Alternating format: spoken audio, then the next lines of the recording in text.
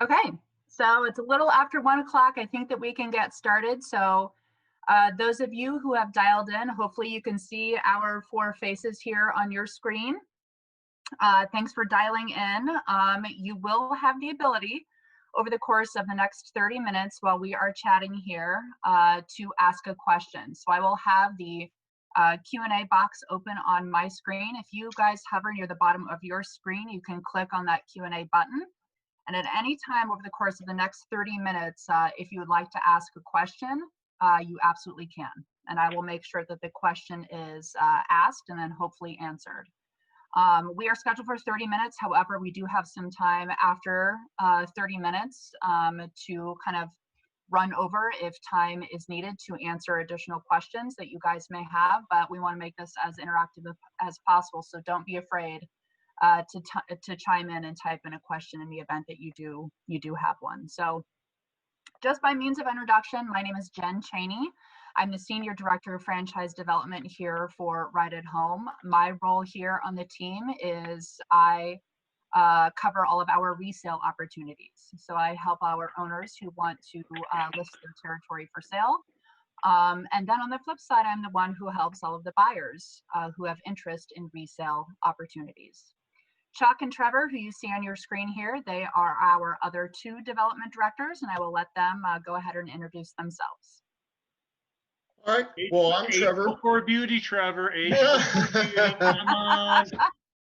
Jen is senior, but I'm oldest. Chuck Pretner, development director with Right at Home. I work with folks like yourself that are interested maybe in exploring the idea of a new business opportunity, as well as all the things have to do with maybe leaving a current job that you might have and the security of that. So those are all discussions we have, not just about Right at Home, but all those things that are going on in your life right now. So I'm looking forward to having follow-up conversations with you after this conversation. Yeah, and I'm the opposite side of Chuck's coin as well. I do the same thing he does. We take you through a formal investigative process here and discuss Right at Home if you're looking for a new territory to develop, and answer all the fun questions that come along when you're evaluating a business and your next life move. Hey, Eric, last but certainly not least, you want to introduce yourself? Sure. I'm Eric Little, Chief Development Officer for Right at Home. I've been with the company since about 2008, I believe it is, and look forward to the discussion today. Yeah. Okay. So this is one of 3 installments this week that we are doing a re-engagement webinar that we put together for you guys, in which today we're going to be, Eric and I are really just having a discussion about current state and what's going on in the world and reasons why people would join the Right at Home system. Later this week on Wednesday and on Friday, we are having a special guest join us. John is his name. He's a current Right at Home corporate employee, but he used to be a franchise owner. So he has a lot of experience being a franchisee and then also making that transition from being a franchise owner to being a Right at Home employee. And before that, he was in the same boat that you guys are in, the ones that have dialed in today. To listen to this discussion, trying to decide on that career transition and possibly joining a franchise system.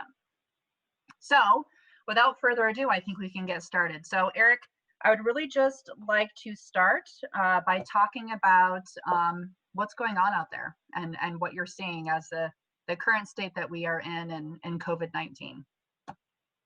You know, what I'm seeing right now, Jen, is I think if you had a career in the news business, I think you could do it. You look like you're reporting from the newsroom there. So I think that could, I mean, I hope you stick around here forever, but if that doesn't work out, I think you've got a career here on the news. I think you could totally pull that off. Career transition. So, yeah. So, it's a good question. And so I'll take a minute or two to acknowledge what you saw earlier with Chuck and Trevor and what you see here with Jen and I now. This is going to be a casual discussion, first of all, but it's also indicative of the culture that we have here at Right at Home as well. We're pretty casual.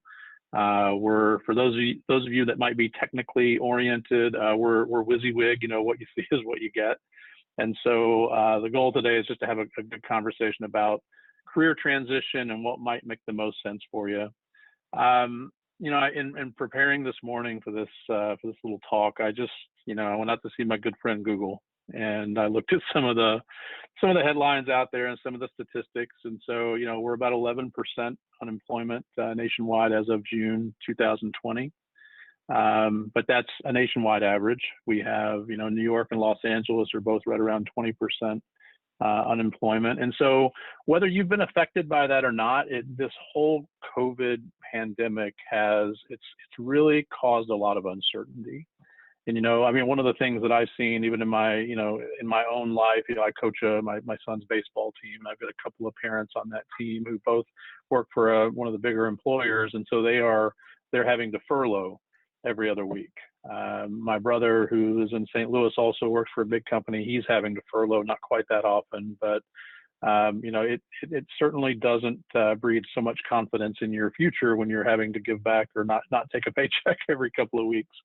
And so I think that it's caused for some people who are already on the fence for thinking about owning their own business, I think it's caused them to maybe want to be more proactive. And then I think there are others that are looking at this and saying, boy, you know what, there's some uncertainty on the horizon here. I don't know which way this thing's going to go, but boy, it sure would be nice if I could put myself into a position where I have more control than I do now. Because I think a lot of people on the call and a lot of people that might be listening to this on a recorded basis either might be in the bucket where they've been laid off or furloughed, or they may be in the bigger bucket where the folks are just sort of in that wait and see mode. And so I think a lot of the discussion today is going to be about, you know, what should you be thinking about during this time? What are the options that you know that are available to you? Okay, that's a really good segue into really kind of the next topic that I want to discuss. So really just want to pick your brain in your years of experience in franchising, those individuals who are thinking about that career transition. So what have you seen in the past, and how is that different as to right now? Well, I mean, I mentioned this morning I went out to Google, right? So I'm going to pull it up here on my other screen. I mean, I think, you know, if you're out there right now and looking for a job or thinking about looking for a job, I mean, everybody's on the internet looking around. We're all in our homes, and we've got more time online. I mean, just for the heck of it, I typed in unemployment rate just to see what would come up. And so the first one that comes up says unemployment crisis hits big cities hard. That was the stat that I just shared with you a few minutes ago. The next one says New Jersey has the nation's second highest unemployment rate. The fourth one down here, Texas unemployment rate is down, but analysts say it might be short-lived. And there's more of those. I won't go on, but I mean, as you can imagine, there's lots and lots of noise in the market out there, and there's lots of noise online about how this uncertainty is going to last for a while. And so I think, you know, when I think about people that are in career transition, even though we've got this pandemic that we're dealing with, the options haven't really changed all that much. You know, there's some other stuff going on that is causing people to look into business ownership, but I think the options really haven't changed all that much over the years. I mean, for the you know, and I've been doing this, as you mentioned, I'm an old guy, so long time. But I didn't say that. I didn't say you were an nice old way to call me old. I said your years of experience. So, all right. So if I'm a person, I'm in the corporate world, I am thinking about a transition. Here are the options that I see. Number one is you can do nothing, right? You can do nothing, stay in your current job, and even though you may not be as fulfilled as you'd like to be, there's a perception of that being a safe option. There's a perception of there's sort of that comfort in, well, at least I know what I got here. The next one is you can look for another job. And that's one that's a little bit different now, because I mean, I know even at the corporate office here, you know, with Right at Home being an essential business, we've been sort of rehiring and not rehire, we've been hiring for new positions, and we've been, you know, we have a new VP role that's come open now. And we've gotten resumes from so many people across the country for these roles that we're hiring for. And so I'll tell you, you know, when it was 3% unemployment and 4% unemployment, we weren't seeing that, right? When we had a role that came open, we were really having to work hard to find qualified resumes to come in the front door. Now we're seeing firsthand, we've got our pick. I mean, we just this morning shut one of them off because we said, okay, that's enough. We got to go through these resumes before we get any more. And so I think that the market has shifted a little bit for those that are a lot for those who may be interested in looking for another job. And so now all of a sudden it's more competitive. I read another article this morning that talked about people who started a business during pandemic, and it had all these big companies that started that I had no idea started during financial crises. And so one of the things they talked about though in this current pandemic was business owners who were starting business owners that were creating new businesses during this pandemic, and actually the wisdom in doing that because their access to people to staff those businesses is actually better than it would have been a few months ago before all this hit, right? They would have been kind of scrounging around for scraps, so to speak, with the last one, especially as a new business owner. Now they've got access to talent they may not have had in the past. So that whole second option where you go looking for a job that's more fulfilling and perhaps offers more pay, that's out there. I just think it's more difficult to find. So you've got do nothing, you've got go look for another job, and then there's this third bucket of going and looking to see if you can find a business for yourself that's a good fit. And then that one sort of has two buckets inside the big bucket, right? One of those is opening your own independent business, where you create all the processes and systems and checklists, and you do the branding and you set up the website and you soup to nuts, you do the whole thing. And then there's franchising. And so those are the kind of the three options that I see in front of folks that are looking for career transition. One comment I would make about that I've been talking with candidates a lot about recently is just the notion of being proactive. I can think back in my own career, some changes I've made along the way. Some years ago, we were living on the West Coast, and my wife and I, we decided that we were kind of done. We were kind of done with where we were. We wouldn't have any family close by. Our jobs were just not as inspiring as we'd like them to be, and so we made the conscious decision to leave. Left, and we had a big mortgage at the time, hadn't sold the house yet, didn't have a job yet, and we weren't independently wealthy, so that could have gone really bad. But it ended up working out okay. But I still remember driving south on Interstate 5 as we left, and I remember thinking how cool it was and how it felt knowing that we were the ones calling the shots, right? Knowing that we were the ones that made the decision of where we wanted to live and what we wanted to do. And here I am, 20 years later, probably telling the story. It's an empowering feeling when you take control of your own career and you actually take responsibility for your career rather than letting your career happen to you.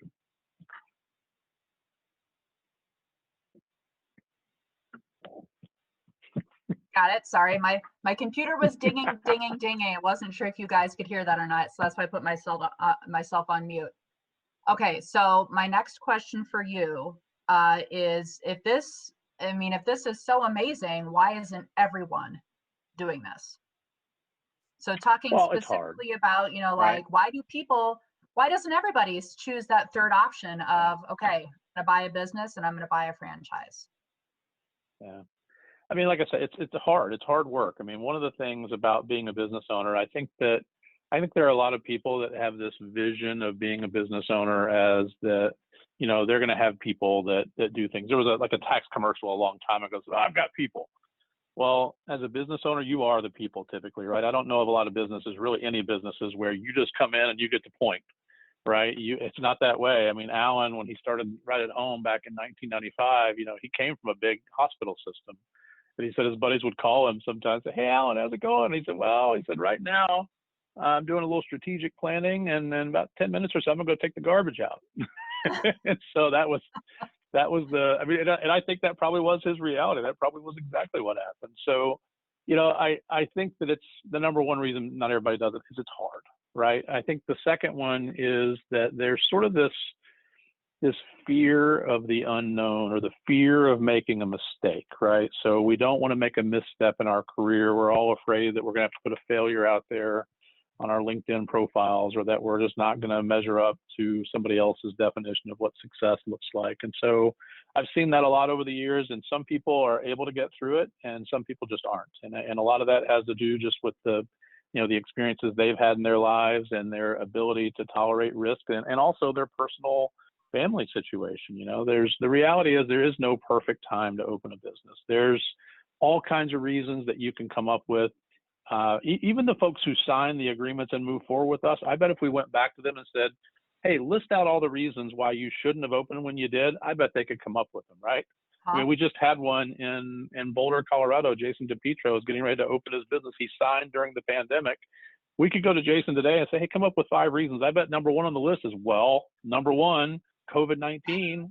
Who knew what was going to happen with that, right? So I think to some extent, you know, some people have the ability to overcome that fear, and then some people don't. And it's not that they're good people or bad people, but I think that's another thing that I think holds people back. And then I think lastly, there's, I'll call it financial resources. You know, it's not cheap to open a business. And so, you know, we have, you know, obviously it takes money to build the business up, and you've got to have savings off to the side or some other way to pay your living expenses. So I think it's I think it's a matter of money for some folks, and just and some of them don't even realize they have access to the money to do it, right? I mean, we have, I don't even know what the number is now, probably 30, 40, 50% maybe of our franchisees over the years have accessed their retirement funds to open the business, right? And so most people don't know that there's a way to do that without actually having to incur the penalties and for accessing the money and those kind of things. And I know that's not the purpose of this call, but my point is, I think that's the third reason people don't do it, is they don't have the money, but sometimes they do and they don't even know it. Mm-hmm. Yep. Okay. So actually, there have been a couple questions that have come in since we started discussing here. So, and it looks like these questions pertain specifically to Right at Home operations. So, have any franchisees closed due to COVID-19? And what is Right at Home doing to prepare for that second wave that they're talking about of COVID-19? Well, I'll take the second one first. I mean, I think for a second wave, the first one has to end. Yeah. So I don't think we've seen the second wave surge, yet. And I don't know. I mean, I don't. What did you say? I said a second surge, I suppose. Yeah. And there's arguments we said that possibly we've already seen that. Yeah. I mean, to some extent, I just think this is our new reality. And I know that's probably a term that's being thrown around out there, the new normal and the new reality. But I mean, that before COVID hit, I mean, we were in the home care business. So we were on the healthcare continuum, so to speak. We were already operating in that world, but we weren't using PPE to the extent that it's being used now. And I don't know what's how that's gonna impact us over the long term. Right now, this is just the way we're operating, and it's one of the reasons that we can operate, right? Is because we use that PPE, and the PPE works, right? The masks actually work, the face shields actually work, and so I don't know about the second wave. Here's what I would say about it, though. The way we responded to this when it hit in February and March, I would put that response up against any other corporate team in the country. I mean, when I look, and I don't want to go too far down that path because we get a long list of things that we did during that time, but the way that this company and our franchisees responded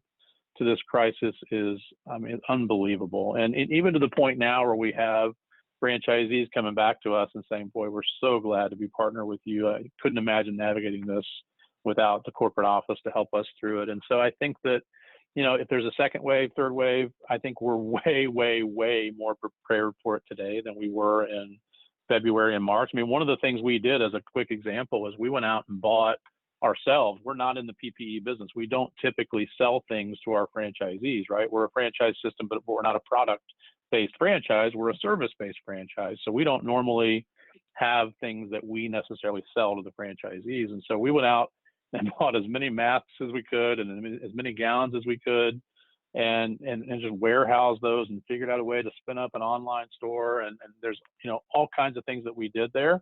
Now, it turns out we didn't need most of it because we bought way more than we needed. But that's an example of how we responded. And I think that going forward here, whether we have a second, third, fourth, or fifth wave is somewhat, I mean, it's relevant, but it's not, I don't know that we're going to prepare any differently now, knowing that those future waves could come, because this is not the last pandemic that we're going to operate in, right? This is not the last coronavirus, right? There's going to be a COVID-20 or a COVID-21 or a COVID-25. And so for us, this just, like a lot of these crises, you know, our COO has a little saying she likes to throw around that says, you know, why would we waste a good crisis? And so, you know, obviously the wisdom in that is, let's take this crisis and take the opportunity to make ourselves better. And then I've talked so long, I've forgotten the first part of that question.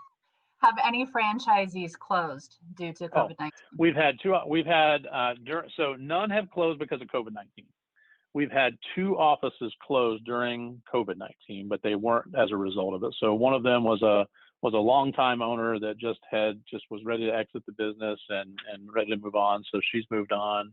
And then we had another one who had something that was very specific happening in his office that caused him to close. But we haven't had anybody, because of COVID-19, close their doors. Got it. Okay, so a couple more questions that have come in. Earlier, you mentioned essential employees. So if you could define what an essential employee is there special training to be an essential employee? So the essential employee essentially, can I use the word in the answer? You may. The question in the answer. So, you know, and I don't want to go too far down this path because it gets defined differently around the country, but we early on took the definition of what the government was saying was an essential worker and applied that to ourselves in home care, not just right at home, but all of the essential workers out there. So in other words, the healthcare providers get classified under that classification as well. And even us in the corporate office, right? So we essentially, there's the word again, shut down the corporate office, but there were several of us that would go back into it. And so we all carried letters around that from our CEO that said, hey, by the definition of essential worker, we are actually an essential worker. We're running a home care company here. So if any of us were to get pulled over on the way to work, we could hopefully pull that out and have it be enough to get us out of the hot water with law enforcement. Now I know that sometimes isn't accepted everywhere, and so the definition does change from place to place. But essentially, right at home is part of that essential service. So whereas you saw restaurants and all these other public places closing, home care wasn't closing. Home care was part of the solution, and that's when we talk about essential business, we're talking about that. We're actually helping people stay in their own homes, and that is an essential service. You know, what was the last part of that?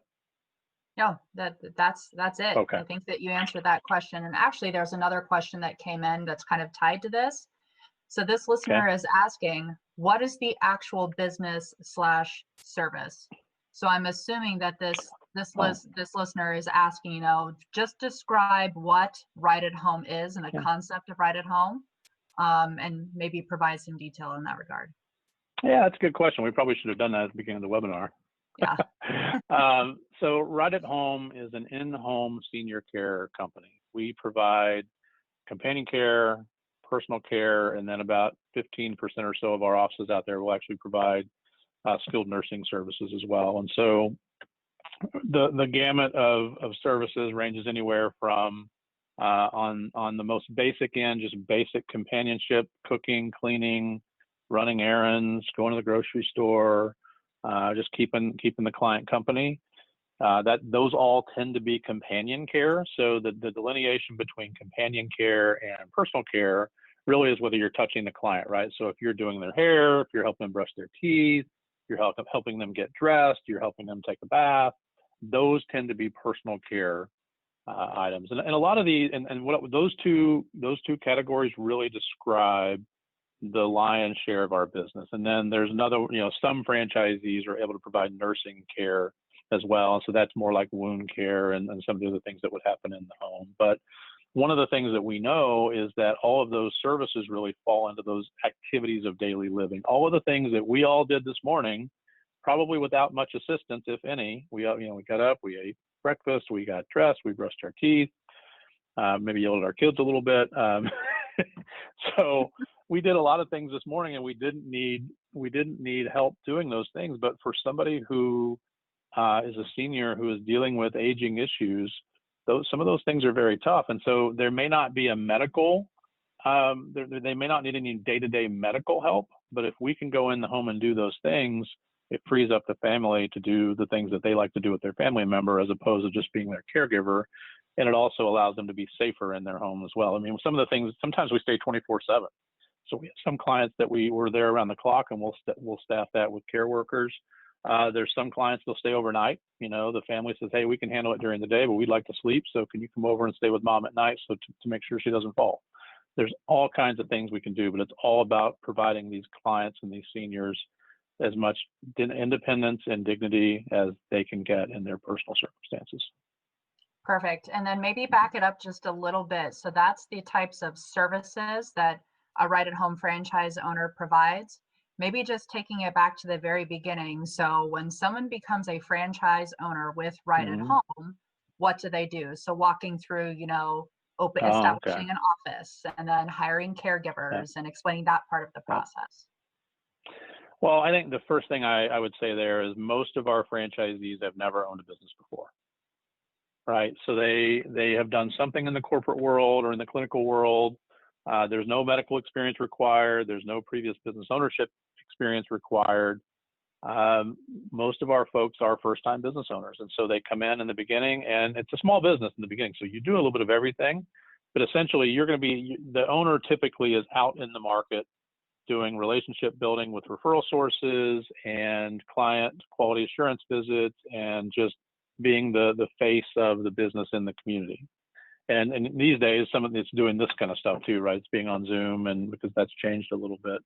Then the owner will also hire somebody to run the office. And so that person is in charge of scheduling all the caregivers, answering the phone when it rings from clients and families, doing the billing, those kind of things. And then typically the owner would do payroll and anything where money's going out of the business, just because it's their money in the beginning. But eventually they'll hire that too. But really you just start with two people. The owner is the one doing sales, marketing, relationship building. Then they hire somebody to be the office manager. And then other than that, it's part-time caregivers. And then as the business scales, then you would scale the office staff to fit that growth. Perfect. And then I had another question that come in, and do your best to answer this without any type of an earnings claim. But this listener is asking, what is the return? What is the yield or profit margin and the average? Yeah. So we, for those of you that are new to franchising, there is a federally mandated document called a franchise disclosure document. And so in that document, in item 19 of that document, it has this kind of information in it. So I can tell you that just broadly, if you look in that document, our average sales per unit in 2019 across our franchise system for those units that were open at least a year was about $1.2 million. And then the gross margin in that was about 39%, 39.5%, I think is what it is. And so beyond that, though, I mean, there's all kinds of disclaimers and, you know, there's big bold print about the numbers and how many franchisees met or exceeded those targets. And so there's a whole lot that goes around that. And so if you're curious to see those numbers in detail, reply to the email that you got from us recently, and we can get you a copy of the FDD so you can see that for yourself. Okay, perfect. I think that I have covered all of the questions that have come in so far. And actually, timeout, that was a lie. There's actually one more question. So the question is regarding current owners within our Right at Home system. Are current owners growing or expanding? And how are they doing, and what are they thinking as far as the overall climate right now?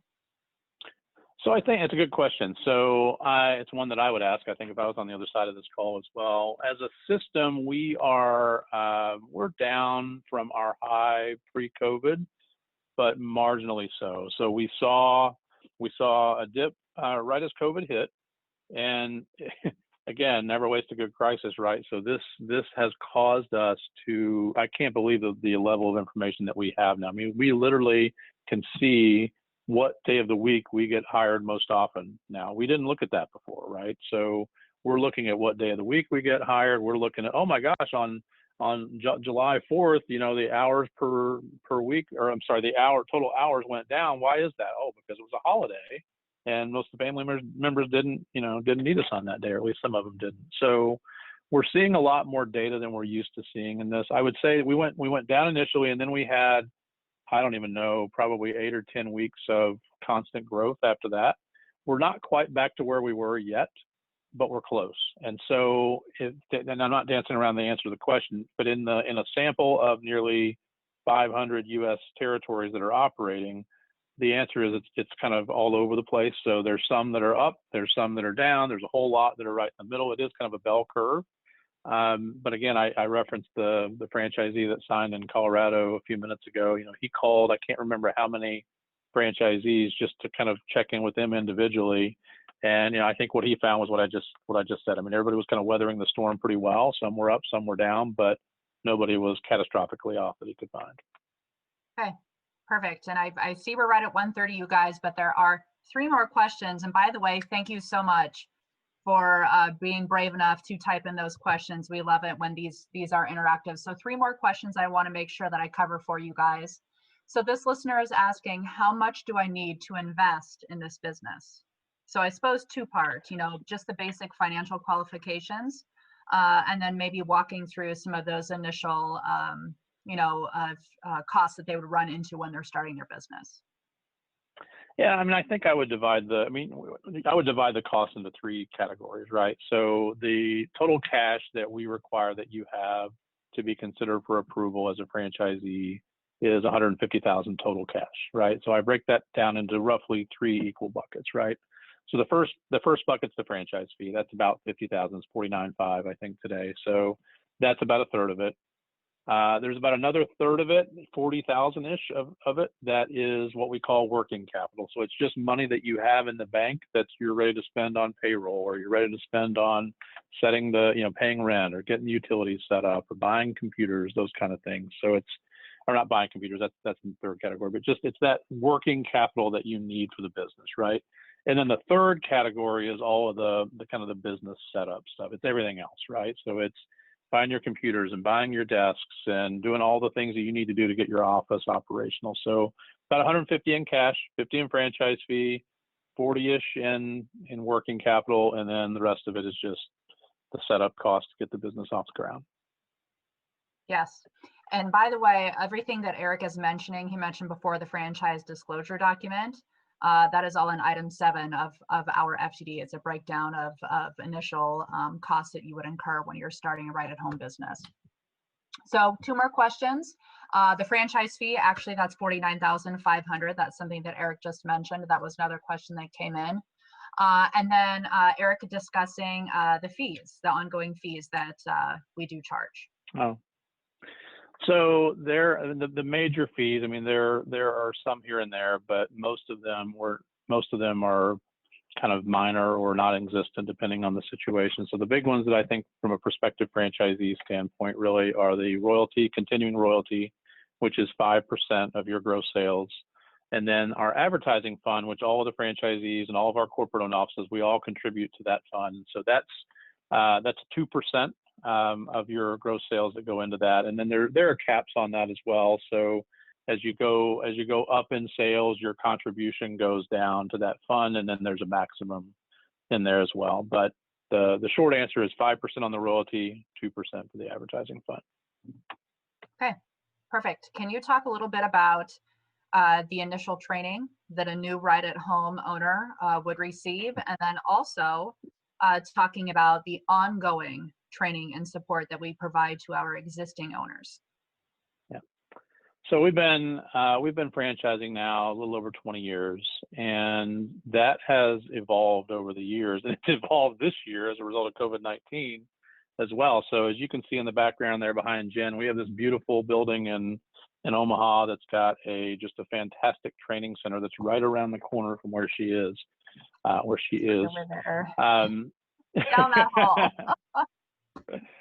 So normally, without a pandemic, you would have 2 weeks here in Omaha, and sometimes people go home on the weekends, sometimes they don't. But it's really the training is set up with a few things in mind. First and foremost, we don't just bring anybody off the street to run these training classes. The person that's in charge of it and has been in charge of it for a very long time is someone who has a master's degree in adult leadership and education. So we learn differently as adults than we did in high school and college. Now, I don't know why that is, but it is, and it's true. And so Debbie does a great job of making sure that she has some techniques that she uses to help make sure that everybody retains as much of the information as they can. And I tell you, just from a personal standpoint, now that we're having to do these classes virtually because the office isn't open yet, We've just hosted our first virtual training class that we've ever done, and it went off fantastically. We got great feedback from the franchisees who attended it. We had a couple from Florida and one in Colorado, and so that's the initial training. It's 2 weeks long, but it's really all that training is doing is creating you a foundation to learn from, right? So it's just not realistic that you're going to come and either sit in front of a computer for 2 weeks or come into Omaha for 2 weeks and remember everything that we told you. And so we just are creating that foundation for learning so you know where to go when you're looking for answers to questions about how to run the business. So that's the initial phase. And remember, it's set up for people that have never owned a business before. And it's not even really, it doesn't contemplate having any previous healthcare experience either. There's even some pre-work before the class starts to make sure that you all show up at the same level of competency to make it a good experience. So that's initial. On an ongoing basis, we have engagement teams that will work with you. And so each engagement team has 3 people on it. They're regionalized around the country, although they are based here in Omaha. And so there are 3 people on those teams. So the leader of those teams is a business coach. And so these are folks that have got some certifications in training and business coaching. And their job literally is to coach each of their franchisees to achieve their goals and to help them grow their businesses, right? So they will be involved strategically with the franchise owners. They'll be involved with coaching them. If there's something that's more of a day-to-day question or a routine item that franchisees need help with, then the business operations coordinator will take that call or reach out to the franchisee. And so that's the second member of that team. And so those people tend to be ones that are very, they're, like I said, they're kind of like the help desk, and they're very transactional. You know, this happened, I need to know how to deal with it. And typically the business operations coordinators are very, very good at doing that, leaving the strategic stuff for the coaches. And then lastly, on that team, we have online marketing specialists. And so these folks, if you're looking for sort of big value propositions for the royalty that we talked about earlier, I really look at that online marketing specialist as a big chunk of that. Not that I want to place any more pressure on them as team members, but I mean, we're building your website for you. They are managing the website for you. They can help you with the content on it. They can help you with your social media presence. I mean, just to pay somebody locally to do that for you is going to cost quite a bit of money. And so if you start looking at, okay, the average right at home, $1 million, 5% royalty, that's about $50,000 a year. And then you start saying, okay, well, if I got to build my own website, and I got to hire somebody to run it, and I got to hire somebody to do the updates, and I got to hire somebody to do the content. Oh, and then I got to do social media too. That gets to be a pretty big cost alone without even considering some of these other things that we've talked about. So anyway, 2 weeks in Omaha, an engagement team that will support you with 3 people.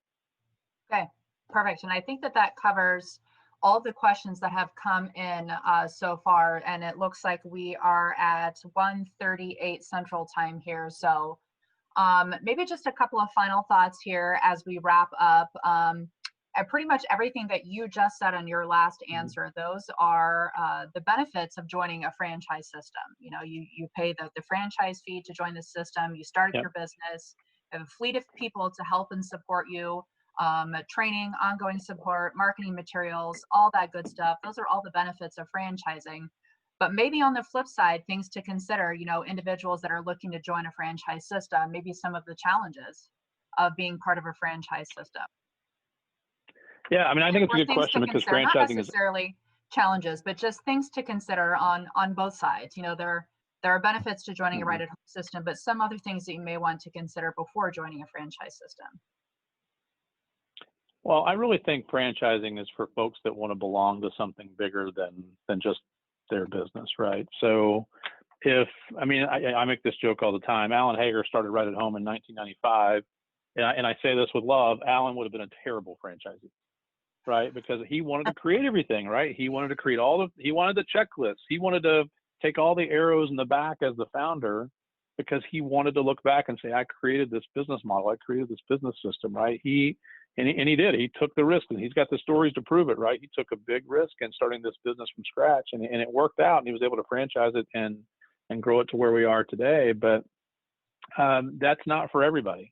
And so if you're someone who you find I guess if you like to do those kind of things, you like to create checklists, you like to create processes, you like to make mistakes, and you can afford to make mistakes and come back around and do them the right way next time around. Sometimes franchising is not for those kind of people. If your core competency is to go into an operations manual and find the 5% of things that you would change in it, those folks tend not to be great franchise owners. But the folks who are a good fit for franchising, in my opinion, are those that say things like, I don't want to reinvent the wheel. You guys have got 20 years of franchising experience. You've got hundreds of people that give you feedback about the business model. I mean, we've made plenty of enhancements and improvements over the years, and almost every one of them has come from feedback from our franchisees. So I think we do a really good job of listening to what they have to say, and that ultimately makes the business model better, because we've had, almost 500 operating territories here in the U.S. 120 are outside the U.S. So we've got now international input into that business model as well from 7 other countries. And so I feel like we've been building this information machine that's just gotten smarter and smarter and smarter and bigger and bigger and bigger over the years. And now I look at it and I look at the collective knowledge that's in it. And I think it would be exceptionally difficult for somebody to build their own machine before they ran out of money. I think most people that are genuinely interested in owning their own business could eventually, potentially figure out how to run this business. But with some of the regulations and some of the things going on out there, just from a regulatory perspective and a compliance perspective, I think that would be exceptionally difficult to do without running out of money first. Got it. Okay. I think those are all of the questions that have come in from all of our listeners. Thank you to everyone who has dialed in today. Eric, thank you for the discussion. It was a great conversation today. Looking forward to— Can I add one more thing? What's that? So can I add one more? You may. I won't. I promise it won't be a 10-minute. I don't think it'll be a 10-minute detour. So some of you that are listening to this on a recorded basis or that are listening live, you may be wondering, would I fit in here? What kind of people actually join this franchise system? And I would say that, we coined a phrase some years ago called success with significance. We actually trademarked it. I can't believe we got it, but we actually trademarked it. And the reason I like that so much is that our franchisees I can categorize them that way, right? They come from all different kinds of backgrounds, but they all have 2 things in common. They want to be successful by whatever that definition is, right? They want to build a successful business. And then second, they want that business to be significant in some way. They want to make the world a better place. And so this ends up being sort of a dignified way to build a business, right? So on the one hand, you're building your financial future, but on the other hand, you're not selling ice cream, you're not you're not painting houses. And not that there's anything wrong with those businesses. I only say that to point out the difference that our franchisees feel. They really feel like if they're going to spend their time working on something for their own business, they want that business to do work that matters in the local community. So that success with significance, that absolutely is who we're looking for as a franchise owner, because we know when we find those people, the model tends to work pretty well. We'll stand the model up against any other investment out there. I mean, I think it's a great business, but if you don't have that desire to do work that matters, it won't be a good fit for you. Okay, now I'm done. Okay, perfect. Thank you for that. All right, you guys. So those of you who are still on the call with us, we'd love it if you could join us again this Wednesday and this Friday at the same scheduled time. Myself, as well as Chuck and Trevor that you met at the beginning of the call, any 3 of us are available to answer questions between now and Wednesday and then through Friday.